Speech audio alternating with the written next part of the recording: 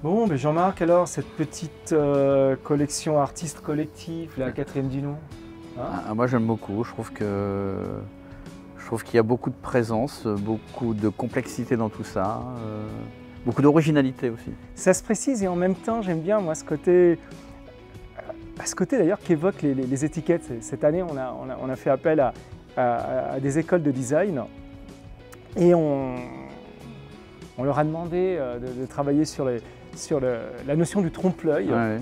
On a eu quand même pas mal de retours, hein, une dizaine de retours.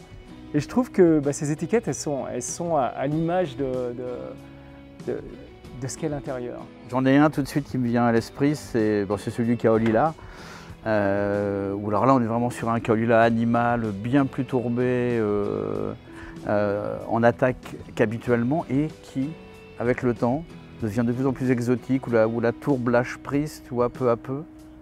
Ça, je trouve ça absolument magnifique. C'est un chemin de traverse. Tu l'as là, le trompe-l'œil, là. Ah, je l'ai là, oui. Puis je l'ai ailleurs aussi, je l'ai sur le Lodègue. Et moi, j'aime bien ce genre de phrase comme ça, où, en fait, qui préfère prendre les chemins de traverse plutôt que les chemins balisés, tu vois. Ça, j'adore ça. Et en même temps, c'est très Lodègue. Et c'est l'orge maltais dans sa simplicité, mais voilà. Tu t'aventures dans des endroits où tu vois, un petit peu inconnus comme ça. Toi, t'aimes bien Royal Bracla? Moi, j'aime bien Royal Bracla. Alors, tu parlais d'orge maltais, et moi, j'ai l'impression que quelque part, c'est un peu le fil conducteur.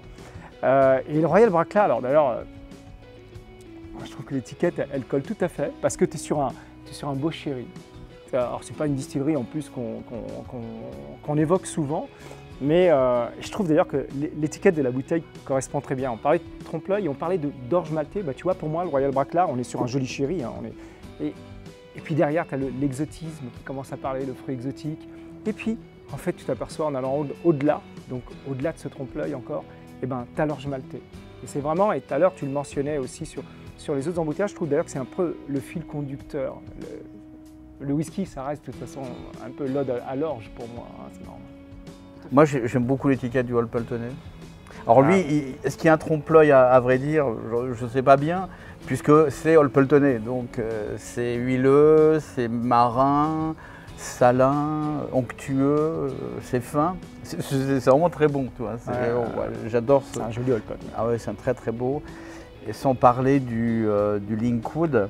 En Linkwood, pour moi, c'est... Dans ma tête, déjà, Linkwood, c'est la précision, c'est la classe, c'est le côté lyrique aussi.